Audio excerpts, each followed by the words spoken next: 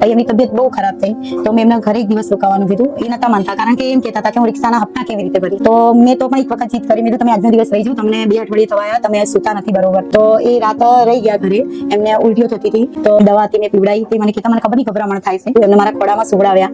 મારા ખોડામાં એ સુતા હતા. એ મને કે ખબર નહીં મને હવે સારું થઈ જશે ને તો હું રિક્ષા લઈને જઈશ. તો મેં જીદ ના કરી. મારા ખોડાની અંદર રાતના 1 વાગ્યા સુધી રહ્યા. તો હું ચોકડીમાં સૂતી રહી.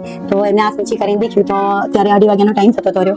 તો એમને મને કીધું કે 2:30 વાગે છે તો સુઈ જા, તું વાંચ ના કર. તો મને છેલ્લી વખતે મને વઢ્યા તો હું એમનું માન રાખી અને સુઈ ગઈ. સવારે ઉઠી અને મારું રનિંગ ચાલુ જ હતું પણ મેં દિવસે નથી રનિંગ કરવા ગઈ. અને એ પછી મેં ચા નાસ્તો બનાવ્યો અને મેં એમને ઉઠાડ્યા. મેં તો ઉઠો ને, ચા નાસ્તો કરી લો ને, તમે સુતા છો, તમને સારું છે. એ આંખો જ નતા ખોલતા રહ્યા પણ એ આંખો મારી સામે જોઈ રહ્યા હતા અને હું એમની સામે જોઈ રહી હતી.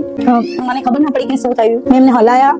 મેં એમને કીધું તમને શું થયું, તમે કેમ બોલતા નથી, તમે ઉઠો ને, તમે કેમ મને જોવો છો. પણ મને નથી ખબર કે એ નથી. અને પછી હું એકદમ શોક થઈ ગઈ કે એક રાતની અંદર આટલું બધું શું થઈ ગયું.